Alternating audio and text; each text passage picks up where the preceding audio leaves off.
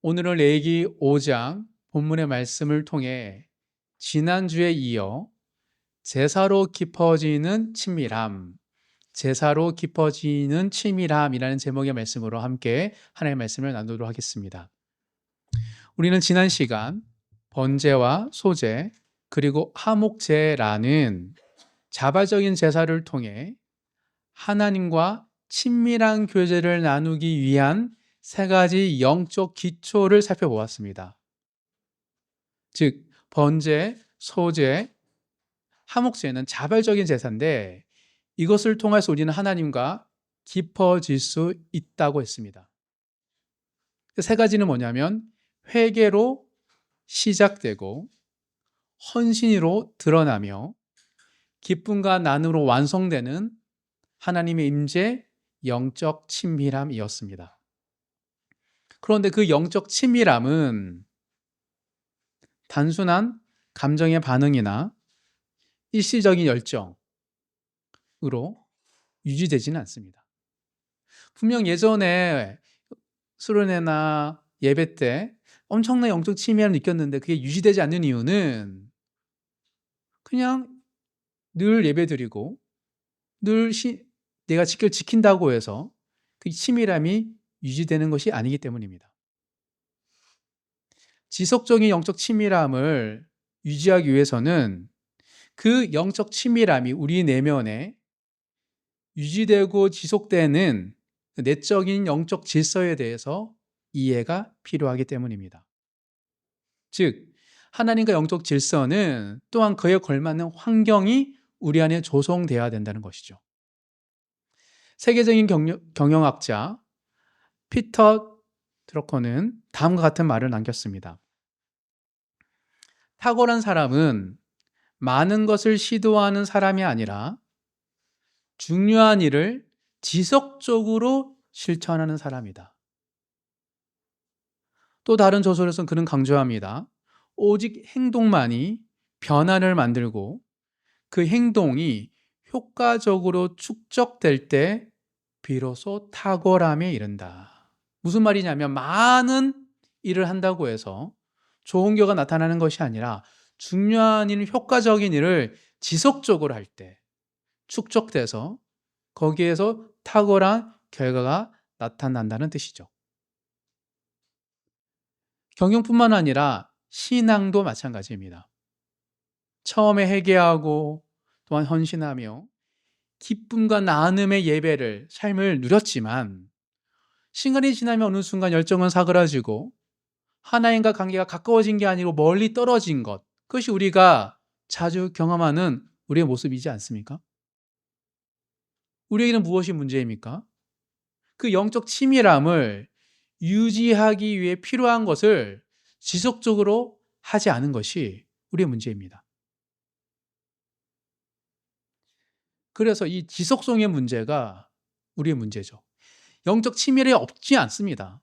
감도 있고 감격도 있고 하나님의 기쁜 체험도 있고, 근데 그게 지속되지 못하는 것은 그 영적 친밀함이 우리 안에 계속 유지하기 위해서 필요한 것을, 중요한 것을, 효과적인 것을 지속적으로 축적되게 행동하지 않았기 때문인 것이죠. 그렇다면 어떻게 해야지 영적 친밀함이 우리의 삶 가운데 지속될 수 있을까? 오늘 본문은 우리에게 속죄제와 속건제라는 의무적인 제사를 통해, 자발적인 제사가 아닙니다. 의무적인 제사를 통해 하나님과의 친밀함을 지속시키고 견고하게 하는 방법에 대해서 알려주고 있습니다. 하나님은 일시적인 만남이 아니라 우리 삶의 중심에 거하기를 원하시죠. 오늘 본문의 말씀을 통해 하나님과 끊어지지 않는 친밀한 교제를 누리시고 그 임재 안에 거하는 진정한 예배자로 살아가시는 모든 성도님 되시길 주님의 이름으로 축복합니다. 오늘 본문은 영적 친밀함을 유지하기 위해 꼭 필요한 두 가지 내면의 질서, 환경에 대해서 알려주고 있습니다. 첫 번째입니다. 영적 친밀함은 정결한 마음에서 활성화됩니다. 영적 치밀함은 정결한 마음에서 활성화돼요. 우리 모두가 가지고 있는 스마트폰에는 수많은 기능이 있죠. 업데이트하면 할수록 그 기능이 첨가되는데 그 기능을 활성화하지 않으면 아무리 좋은 핸드폰을 가지고 있고 기능을 가지고 있어도 사용할 수 없습니다.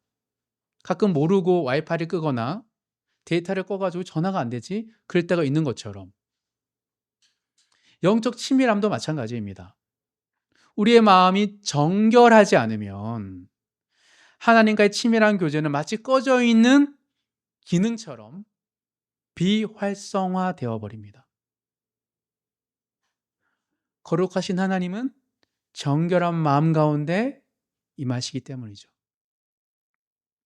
그래서 하나님은 속죄 제사를 명하시면서 심지어 부지 중에 갑자기 레위기 1장, 2장, 3장, 4장을 살펴봤는데 5장부터 들어서면서 부지 중이라는 표현이 등장합니다.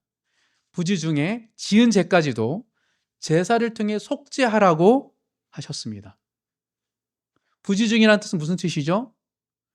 고의가 아닌 무의식적으로 지은 죄예요. 그것까지도 회개하는 그 정결한 마음 가운데 하나님은 임재하시기 때문이죠. 즉 일상에서 자주 범하게 되는 익숙한 죄, 그것까지도 하나님 앞에서 정결함을 유지하기를 하나님은 원하신다라는 뜻입니다. 따라서 하나님과의 친밀함을 지속하기 원한다면 우리는 매일의 삶 속에서 나도 모르게 범죄하는 죄들을 하루를 끝나는 시점에 한 주를 매듭드는 시점에 돌이키는 회개를 해야 됩니다.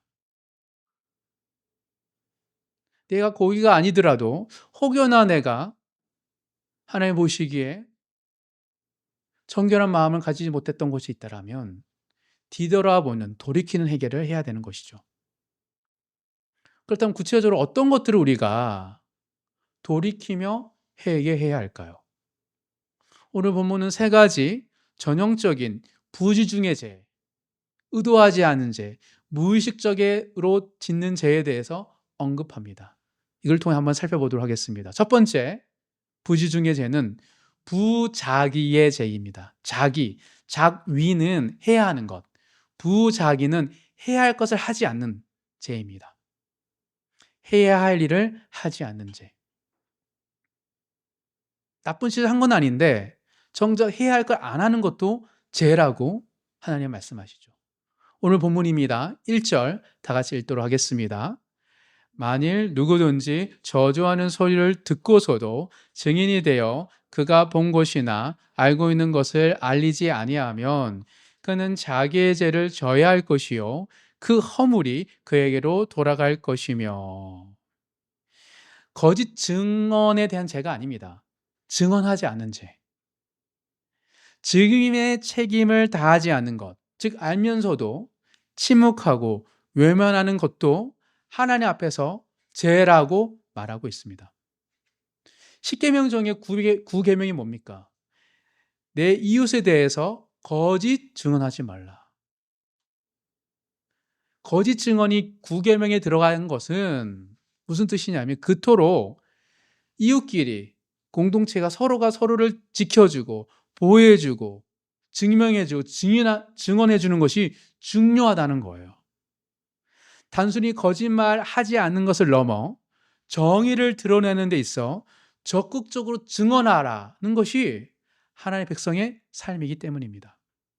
가정이든 일터이든 교회이든 하나님이 허락하신 나의 삶의 자리에서 불의를 보고 불법을 보고 악한 말과 저주를 보고도 침묵하고 방관한다면 그것은 회개할 죄라고 하나님 말하고 있습니다.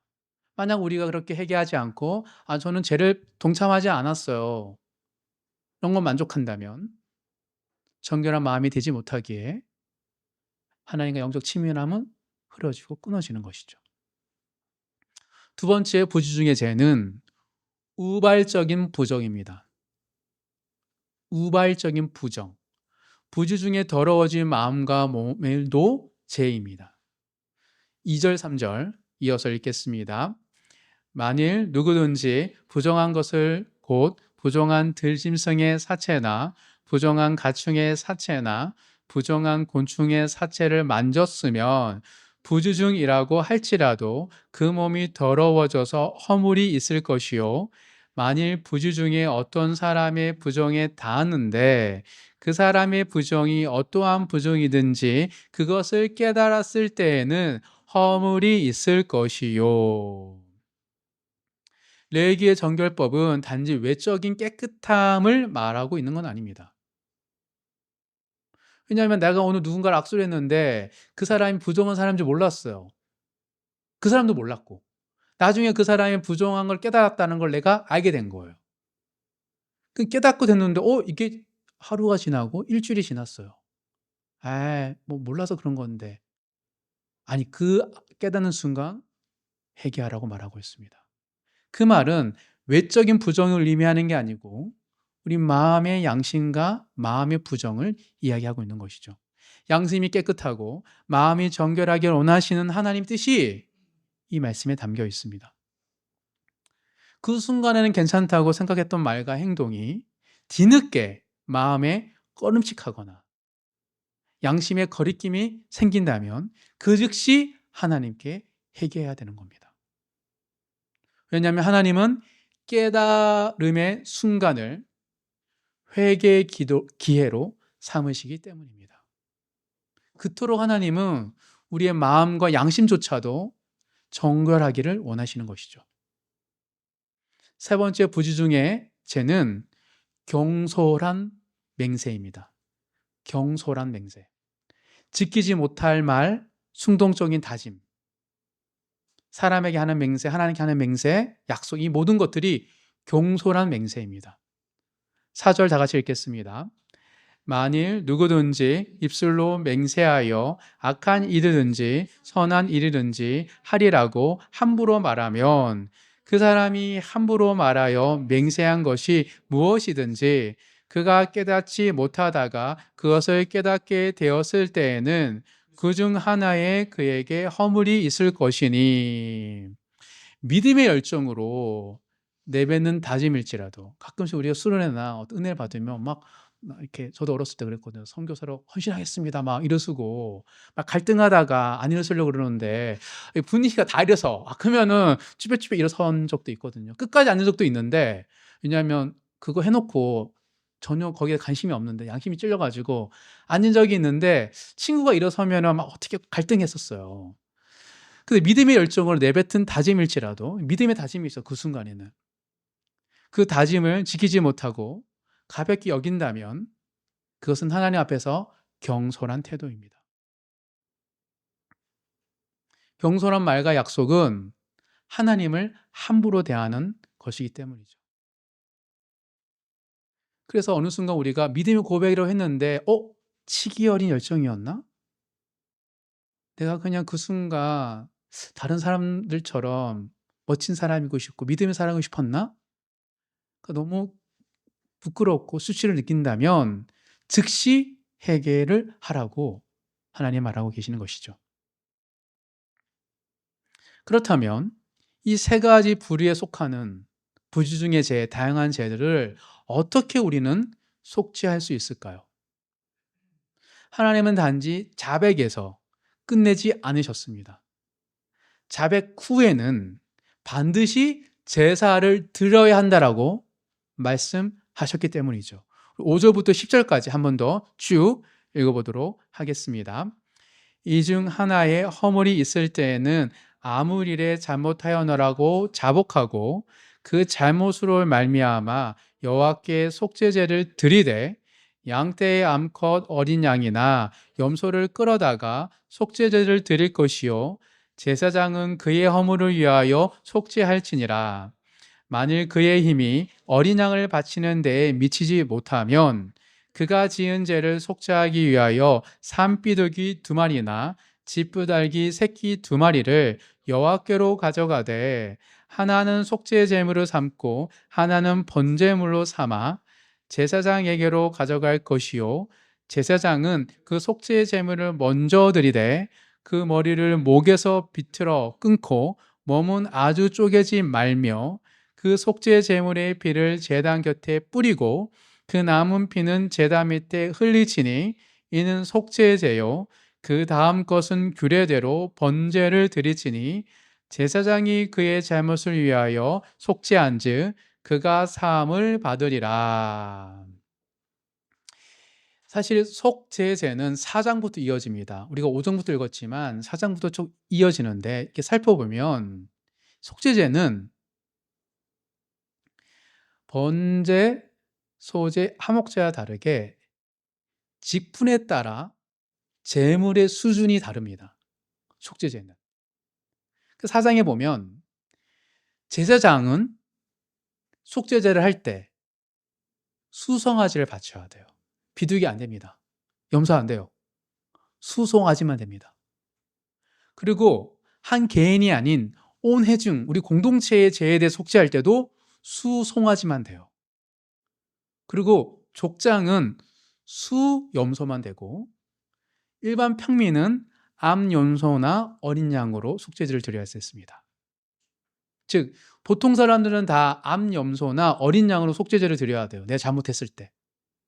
그런데 그 중에 우리 중에서 가난한 사람이 있었잖아요. 그들은 비둘기 2마리, 산비둘기, 집비둘기 새끼. 그런데도 그 중에서 극빈환자, 정말 하루 먹고 하루 살기 바쁜 사람들은 고운 가루 10분의 1 에바. 에바가 어느 정도인지는 모르겠지만 아마 10분의 1이라는 표현 속에서 뭐 한 움큼 정도 되지 않을까? 제사장이 던질 때 그 정도 되지 않을까? 극소량의 곡식으로, 동물도 아니면 곡식으로 속죄제를 드릴 수 있다라고 말하고 있습니다.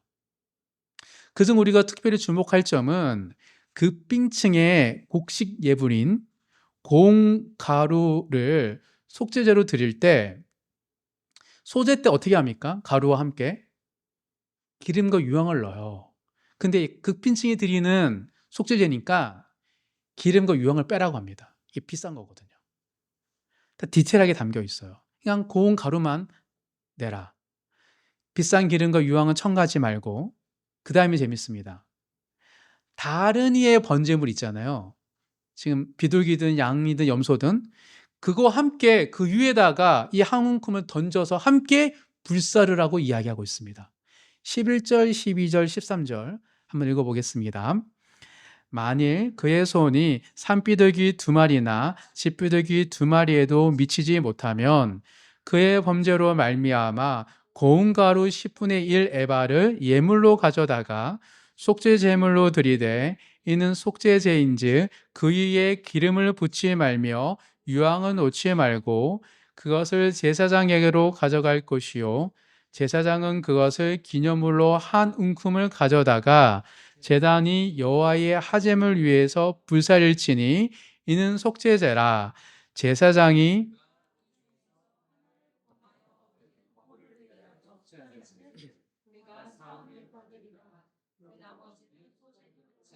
제사장에게 돌릴지니라.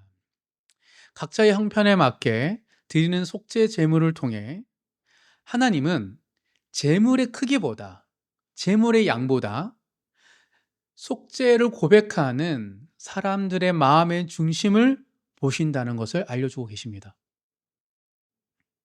그리고 공동체 연대 안에서 함께 드리는 속죄 제사를 통해 개인적인 나만을 위한 예배가 아니라 제사가 아니라 함께 드리는 제사를 기쁘게 받으신다라고 말하고 계시는 것이죠. 그렇기에 가난하다고 하루 먹고 하루 살기에 바쁘다라고 속죄 제사에 소홀히 여길 수 없습니다. 고운 가루 한 에바, 10분의 1 에바조차도 받으시기를 원하시는 하나님의 마음이기 때문에 가난하다고 하나님 나 먹고 살기에 바빠요. 그건 다음에 제가 좀 형편이 나아지면 회개할까요?를 할 수 없어요. 반대로 부유하다고 속죄 제사를 남발할 수도 없습니다. 나는 송아지 많으니까 또 죄를 지었다가 또 내일 또 송아지 하나 바치지 뭐. 그럴 수 없어요. 왜요? 하나님의 마음의 중심을 보시기 때문입니다. 그래서 시편 기자는 이렇게 말합니다. 52편 17절입니다. 제가 읽어드리겠습니다. 하나님께서 구하시는 제사는 상한 심령이라. 하나님이여 상하고 통회하는 마음을 주께 해서 멸시하지 아니하시나이다. 상한 마음을 받으시는 거예요.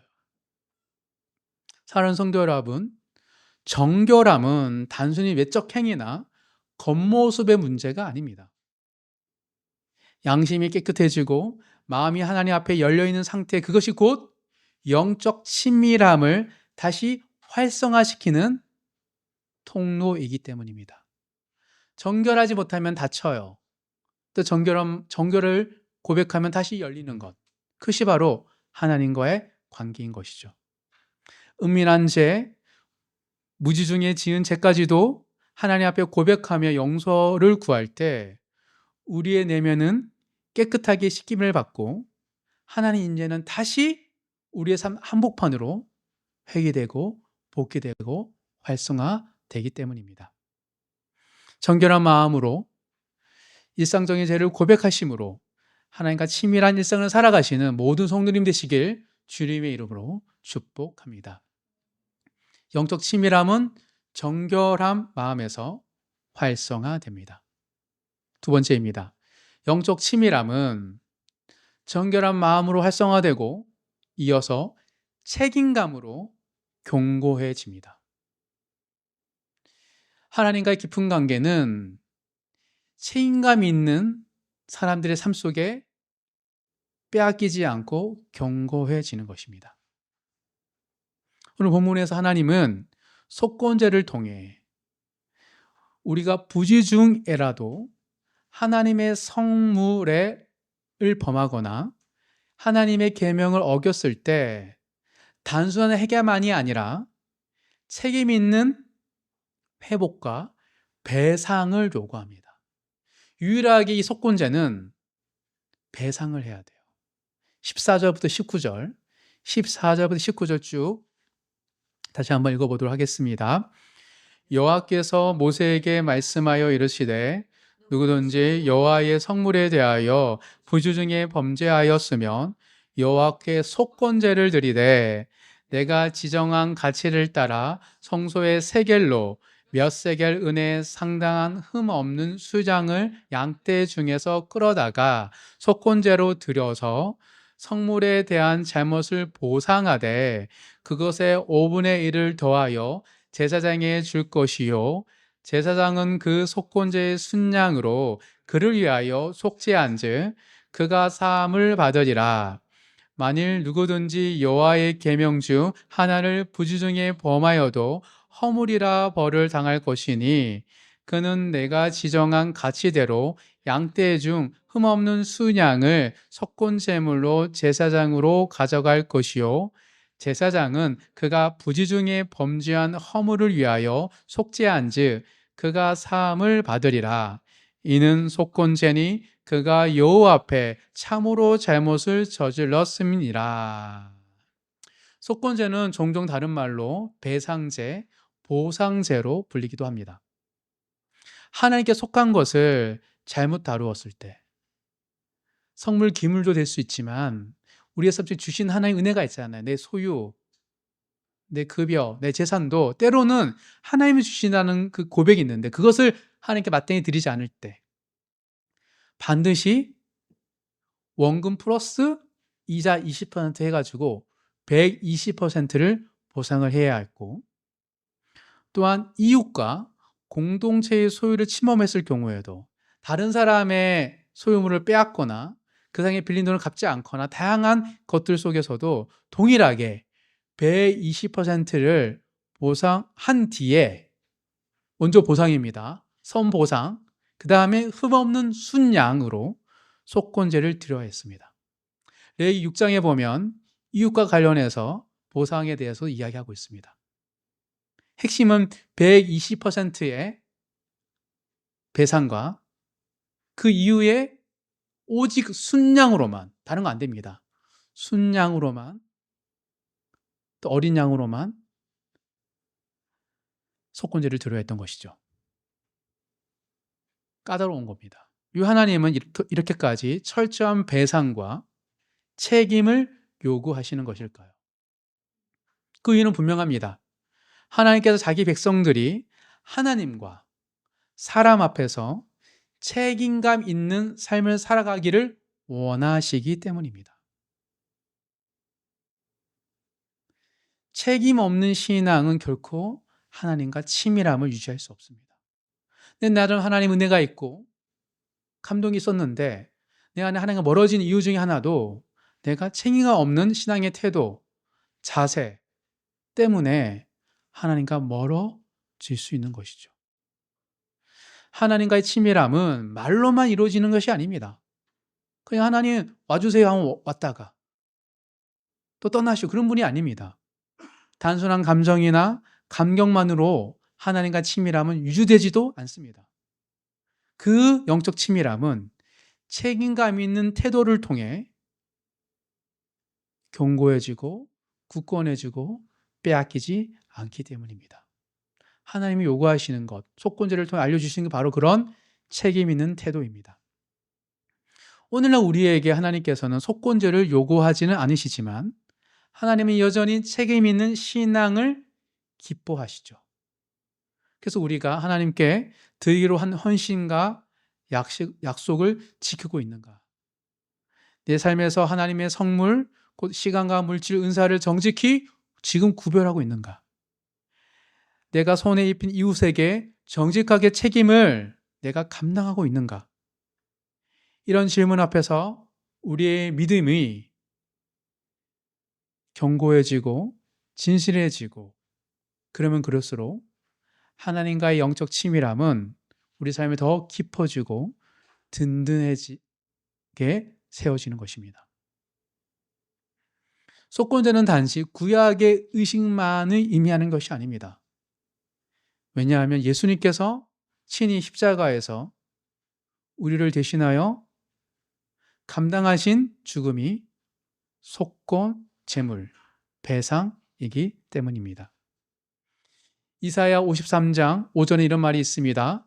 그가 찔림은 우리의 허물 때문이요 그가 상함은 우리의 죄악 때문이라. 그가 징계를 받음으로 우리는 평화를 누리고 그가 채찍에 맞음으로 우리는 나음을 받았도다. 우리의 죄물, 우리의 허물 때문에 예수님이 십자가에 달리셨고 찔리셨고 상하셨던 것입니다. 예수님은 죄가 전혀 없으셨음에도 불구하고 우리가 하나님의 성물을 범하였고 하나님의 뜻을 어겼으며 다른 사람들에게 것을 빼앗았던 우리의 죄를 대신하여 예수님이 친히 십자가에 달려 죽으신 것이죠. 따라서 예수님의 죽으심은 우리의 모든 죄값에 대한 배상이셨고 더불어 우리에게 예수님의 의로움을 더하여 주신 은혜입니다. 그래서 사도 바울은 고린도후서에서 이렇게 말합니다. 한번 찾아보도록 하겠습니다. 고린도후서 5장입니다.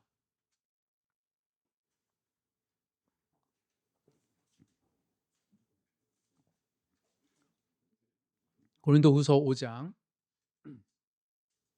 21절. 고린도후서 5장 21절 한 절 다 같이 한번 읽어보도록 하겠습니다. 하나님이 죄를 알지도 못하신 이를 우리를 대신하여 죄로 삼으신 것은 우리로 하여금 그 안에서 하나님의 의가 되게 하려 하심이라. 다시 한번 읽겠습니다. 하나님이 죄를 알지도 못하신 이를 우리를 대신하여 죄로 삼으신 것은 우리로 하여금 그 안에서 하나님의 의가 되게 하려 하심이라. 예수님께서는 십자가 위에서 영원한 속죄제와 속건제의 제물이 되어 주셨기에 오늘도 우리는 우리의 삶을 책임감 있게 감당할 수 있는 사람이 될 수 있는 거예요. 또 죄를 짓고 또 내가 하나님 앞에서 하나님의 것을 다른 사람의 것을 빼앗고 소유함에도 불구하고 다시 거룩해지고 정결해지고 책임감 있는 사람을 살 수 있는 그 힘과 능력을 예수님이 공급해 주시기 때문입니다. 사랑하는 성도 여러분, 하나님은 오늘도 말이 아닌 삶으로, 형식이 아닌 실천으로 우리가 하나님과 사람 앞에서 책임감 있는 하나님의 사람으로 살아가길 원하십니다. 그리고 그 책임 있는 태도는 결국 하나님의 임재가 머무는 견고와 믿음의 기반, 환경을 조성합니다. 주님은 우리 안에 정결한 마음과 책임 있는 믿음의 태도를 통해 오늘도 깊고 든든한 하나님과의 깊은 친밀함을 유지하기를 원하시기 때문입니다. 예수님의 책임의 십자가 그 복음 위에 서서 말뿐 아니라 삶으로 주님을 따르며 하나님과의 교제를 견고히 세워가시는 모든 성도님 되시길 주의 이름으로 축복합니다. 영적 치밀함은 책임감으로 견고해집니다. 말씀을 정리하겠습니다. 우리는 지난 2주간 번제, 소제, 하목제, 속죄제, 속건제라는 5가지 제사를 통해 하나님과 친밀한 교제를 누리는 그 방법에 대해서 함께 살펴보았습니다. 지난주는 자발적인 믿음으로 하나님은 우리의 삶에 오시지만 오늘 말씀처럼 의무적인 예배 실천으로 하나님의 임재가 떠나지 않는다라고 말하고 있습니다. 즉 영적 치밀함은 회개로 시작되어 헌신으로 드러나며 기쁨과 나눔으로 완성되지만 그 치밀함이 유지되는 방법은 정결한 마음으로 활성화되고 책임감 있는 삶으로 견고해지기 때문입니다. 사랑하는 성도 여러분, 이 5가지 제사에서 발견한 영적 치밀함의 5가지 필수 요소를 통해 삶 속에 정말 예배를 세우고 하나님과 치밀한 관계를 맺기를 결단하고 살아가시는 모든 성도님 되시길 주님으로 축복합니다. 그럴 때 우리는 무미건조한 신앙생활에서 벗어나 살아계신 하나님과 날마다 친밀한 교제를 누리며 살아가는 신앙으로 살아갈 줄 믿습니다. 주님과 깊은 친밀함 속에 거하는 복된 인생 되시기를 주의 이름으로 축복합니다.